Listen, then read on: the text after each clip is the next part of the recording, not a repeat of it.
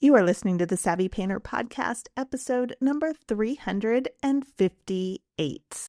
Hello, my friends. Welcome to another episode of the Savvy Painter Podcast. I am your host, Antrice Wood, and if you have been listening for a while, welcome back. And if you're new here, I am so glad that you have found me. The Savvy Painter Podcast is the podcast for artists who want practical, tactical tips to help them create a practice that is both fulfilling and supports you. So today, I want to talk about something that I think is important, and I think you just might see yourself in this episode, because I'm going to walk through 9 specific behaviors that show up when artists are struggling with self-doubt.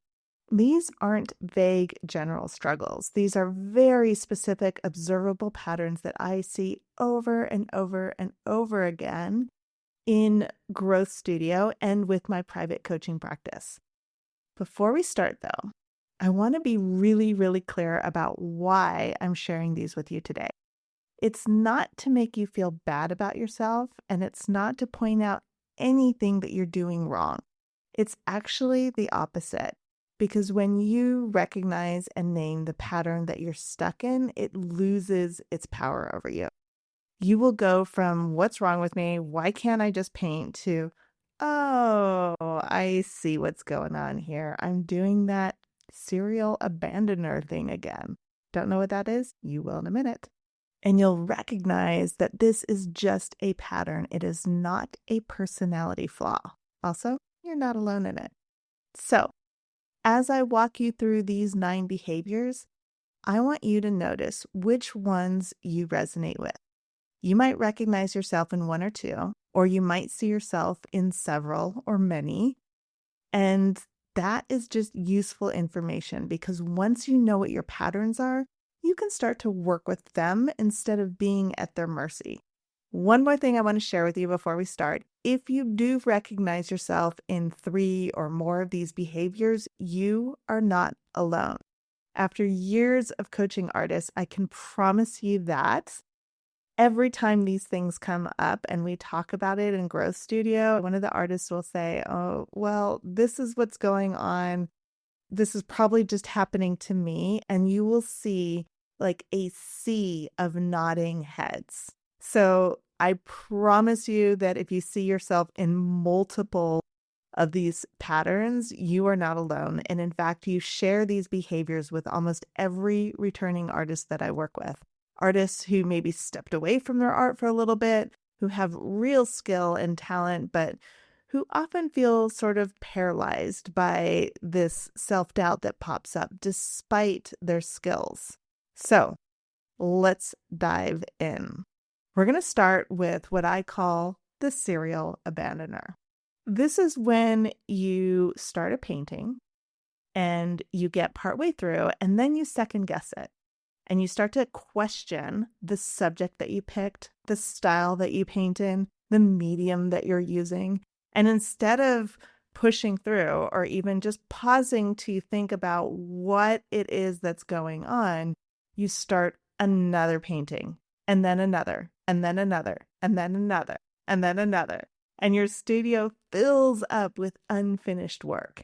You have more paintings in progress than you have completed pieces. And every time you start something new, there's this little voice that says, this time it's going to be different. This time I'm going to finish it. I'm so excited about this thing that I'm working on.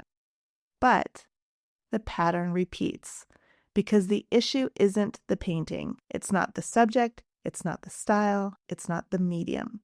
The issue is what happens internally when you hit uncertainty. Instead of staying with the discomfort of not knowing what's going to happen next, you abandon ship and start over. So if this is you, I want you to know one thing. You are not lazy. Okay, maybe I want you to know a couple of things. You're not lazy. You're not uncommitted. You're just trying to outrun doubt by starting fresh. But here's what I want you to know. Finishing your paintings teaches you things that starting over never will. Okay, so that's the first behavior, the serial abandoner. The second behavior is the mental critic. The mental critic is when you spend half your studio time just staring at a painting and mentally ripping it apart. You're not painting. You're not even holding a brush. You're just standing there cataloging every that's wrong with it. This, by the way, is different from assessing your painting. This is where you're sitting there and you are just ripping it to shreds. What's in your mind is the values are off, the composition is boring, the colors are muddy, the edge is too hard, the shadow's too dark, it's not working, on and on and on and on and on and on and on. And what's fascinating about this pattern is that it can feel productive. And it can feel like, oh, well, this is just me having very high standards. It feels like you are problem solving, but in fact, you are not. You're just creating an endless loop of criticism that prevents you from actually painting. Because here's something that this is one of the truths about painting. You can't think your way to a better painting. You have to paint your way to a better painting. And the answers that you're looking for don't come from staring and analyzing. They come from putting the brush to the canvas and responding to what actually happens. So if this is a pattern that you have, if you're one of the mental critics, the practice is to set a timer, give yourself a few minutes, 2 to 5 minutes to look, to assess, to come up with something very, very specific, then paint for 20 minutes, right? So we're looking for action over analysis paralysis. Okay, behavior number 3. The comparison scroller. The comparison scroller is when you spend more time scrolling Instagram, looking at other artists' work than you do making your own art. And look, I get it. Instagram can be very inspiring and it is purposefully addictive. I know that it can be educational, but when you are using it to avoid your own work, or when you're coming away from Instagram or wherever it is that you spend your social media time, but if you're coming away from it feeling worse about yourself, that is a huge red flag. So you might see somebody's really beautiful finished piece of work and you think, oh, I could never do that. Or, oh my God, I'm so far behind. If only I had done X, Y, and Z. Or what's the point of even doing this when everyone else is already doing it better? I'm never going to catch up, right? The tricky thing about this behavior is that it masquerades as research or inspiration, but truly, it's a way to confirm the doubt that you already feel. You're already looking for evidence that you're not good enough, and Instagram will give you all the evidence that you want. And your brain, by the way, will filter and sort for the evidence to confirm this belief that you either consciously or unconsciously have. So if this is you, if you recognize yourself as a comparison scroller, here's something that you can try. Before you open Instagram, set a timer on your phone for 10 minutes, and when it goes off, you're done. Then you spend 20 minutes making your own work, right? So I want you to flip the ratio. It's kind of like a little game. And I have to play this sometimes too, because I will get sucked into Instagram. So it's kind of like I have to put painting time into my bank before I can pop onto Instagram for just a second and just check this one thing, or because I have that painting saved and I want to look at one thing on it. And then 20 minutes later, I've not even looked at that painting. Don't you love them? They're so smart. They're so good. They're so good at sucking us in. So that's the technique that I use, or that's the strategy that I use for the comparison stroller and getting sucked into Instagram. It's just thinking of it like it's a bank that I have to make painting deposits or sketching deposits into before I can jump on there. Okay, behavior number 4, the permission seeker. The permission seeker is someone who's asking everyone's opinion before trusting their own eye. You ask your partner, you ask your art friends, you ask random people on the internet, what do you think? What do you think of this painting? I would love any thoughts you have about this, right? So vague. It's so vague. And we all do it. Should I change this? Is it working? Do you like it? Most of the time we don't come right out and say, do you like it? But that's kind of what we're thinking. Here's what's happening. You're outsourcing your own artistic judgment because you don't trust yourself yet. And when you don't trust yourself, then it makes every decision feel very high stakes. Because in the back of your mind, what's going on is this sort of idea, this belief that there is one right way. And if you don't choose, if you don't stumble on to that one right way of making this painting, then everything in it is wrong, right? Or you're going to ruin it. You're going to you'll have wasted all of your time painting. And in fact, you'll have wasted all of your existence as an artist. I swear, our brains are such drama queens, and mine is a human brain just like yours is. We all do it. So the tendency here with the permission seeker is you ask and you ask and you ask and you ask. And the problem with that is you will get 10 different opinions from 10 different people. And then it usually leaves you even more confused than when you started. Plus, oftentimes what happens is people will naturally give you, this is what I would do. But that probably is going to conflict with your own voice. And so you'll have this like kind of weird resistance to it, or you'll do it because so-and-so said to, but then you look at it and you still don't like the painting. So then you repeat the cycle. Hey, what do you think? Is this working? It doesn't feel right for me. What do you think about it? The problem is nobody else can see your vision. Nobody else knows what you're trying to say with this painting. You're the only one who knows that. You're the only one who can know that. So if you're a permission seeker, the practice is to make one decision per painting session without asking anyone, just one. Choose a color and commit to it. Choose a brush stroke. Choose an edge quality. Look at something and ask yourself, what is it about this part of the painting that isn't working the way that I want it to?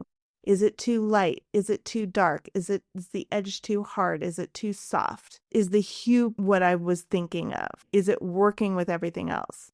And choose one thing to fix and then just live with it.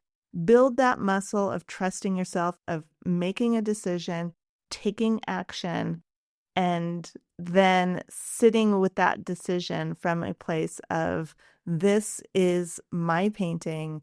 This is how I am choosing to solve this problem. I chose this painting. Nobody forced me to paint it. I wanted to do it because I wanted to, which is a perfectly valid reason to create a painting. Okay.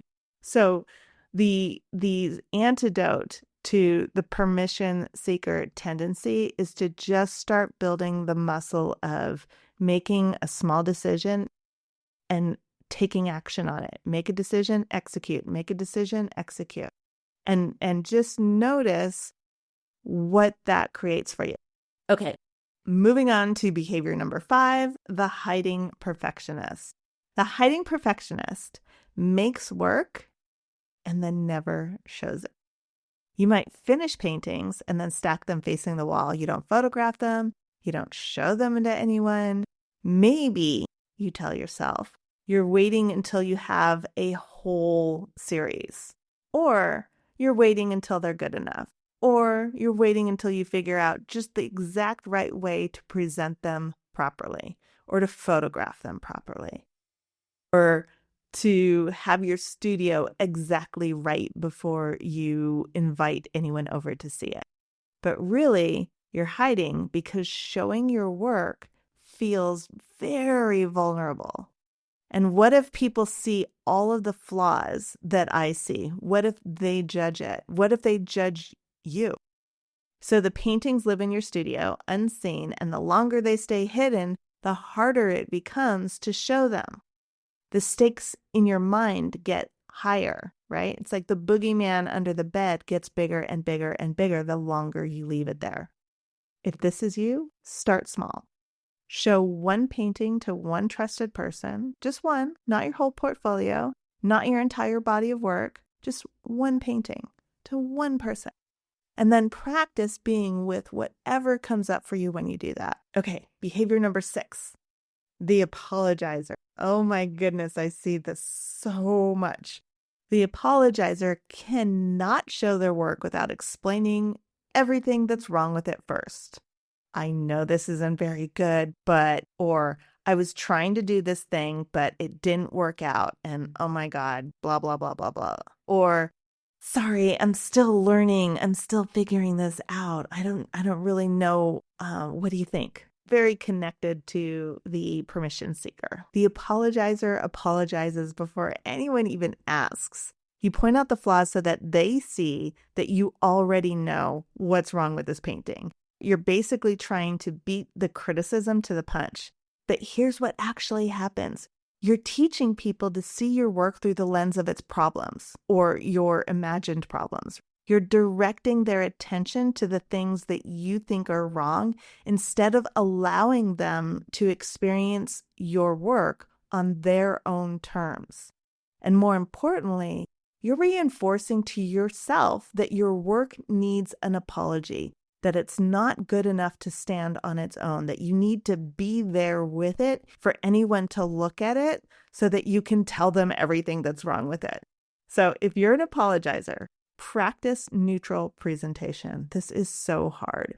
Practice saying things like, here's what I've been working on. That's it. No apology, no explanation, no preemptive strike against criticism. Just show the work and let it be what it is. This is something we've been talking about a lot in Growth Studio lately because we're doing the 30-day trust challenge. So if you've been paying attention, yes, it's been more than 30 days. So we added another 30 days to it because everybody was just loving the results that they're getting from it. But one of the things that we noticed is that, so we have our own internal community in Growth Studio and people are posting their work there. And a lot of times, they would start to apologize or they would want to explain. They'd be like, oh, well, this was only 30 minutes. And, like saying things like that is another way to apologize. So a lot of people inside Growth Studio have been working on just posting their work without saying anything. So if you follow me on Instagram, by the way, I started posting mine and I'm not even saying anything about it. I'm just letting it be. So you're in on the secret now. I'm just letting it be almost completely out of context of this is painting 10 out of 31 and that's it. Nothing else, right? It's just part of that exercise. And this is super, super neutral because it's here's painting 9 out of 31.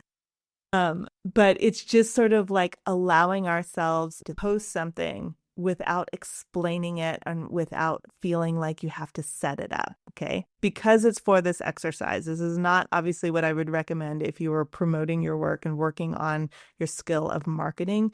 This is specifically working on this skill. Okay, behavior number 7. The workshop collector. Oh my God, this used to be me. Because who doesn't love taking a lot of workshops? But there's some nuances. There's some nuances to everything. The workshop collector takes class after class after class, workshop after workshop, convinced that they need one more technique before they're ready. And that is the red flag. If you're taking a lot of classes because I'm learning X, Y, and Z, or I'm focused on this particular skill, keep going, okay? It's these subtle nuances that create that sense of self-doubt. So when taking all the workshops is because it comes from the fear of, I'm not good enough, so I just need to take as many workshops as I can, and I don't even know what workshop, I just need to take workshops, right? That looks fun, and there's no strategy behind it, there's no thought behind it. It's almost like, and I can describe this really well because I used to do it. It's almost like you're just hoarding workshops. And I used to be one of those people and it was fun and I loved it. But there's a more strategic way to do it. Okay. So if that's what's happening, it's just this constant taking workshops or feeling like you can't do something because you haven't taken a workshop on that. Okay. There's nuances, right? So learning is good. Skill building is important, But when you're using workshops as a way to avoid actually making your own work, or if it's like this feeding of your fear, that's where the problem is. That's where we just want to kind of like dig into it a little bit, because here's the truth. You already know enough to make meaningful work right now. You might not know everything because no artist does. You might not be a master, but you know enough to make your work. The workshop collector is often afraid that if they make work with their current skill level, it won't be good enough. So they keep grasping. It's like this very graspy feeling. They keep grasping at learning, thinking that more knowledge will make them feel ready. But readiness doesn't come from information.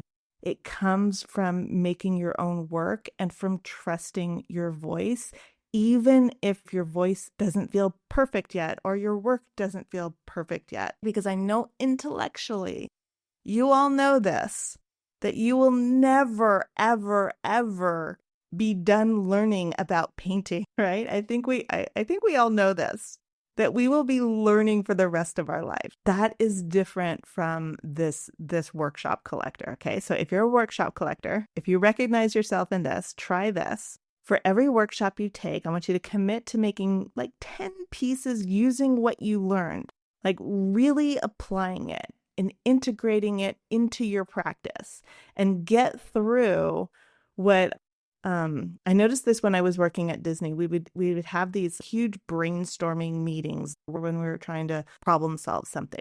And what happens is you have to kind of exhaust all of the initial ideas that come out. Those are the most obvious ideas. And you kind of have to get them all out before you can get to something that's really meaty and really good. So it's very similar with this idea of committing to making 10 pieces using what you learned from that workshop and actually applying it.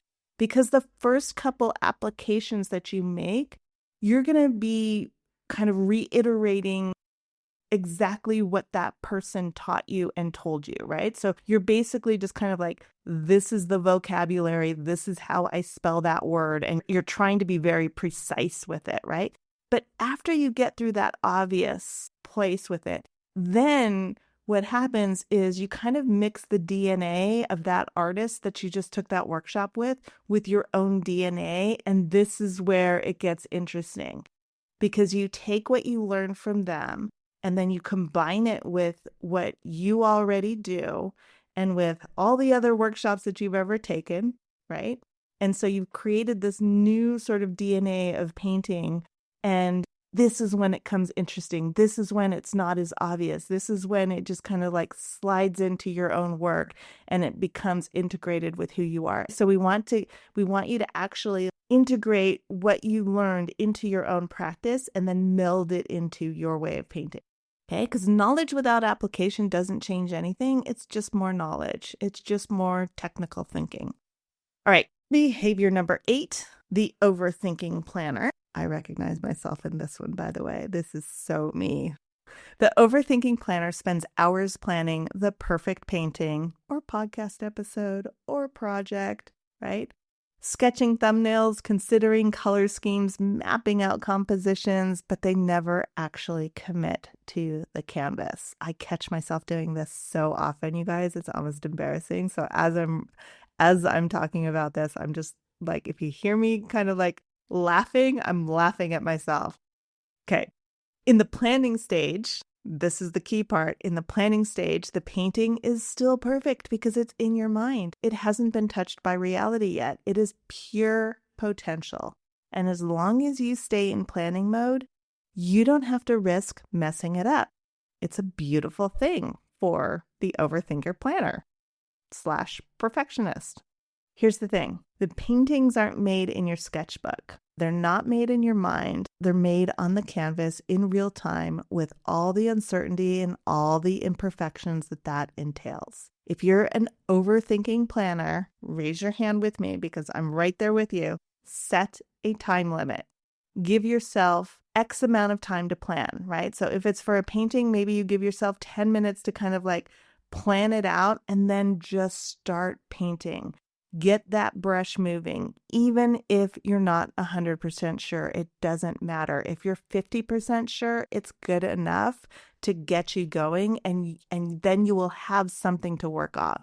So even if you don't have every detail figured out, just start, because the painting will teach you things that your planning never could. It will teach you things that your imagination wouldn't figure out, because you need to have that paint on the canvas to respond to.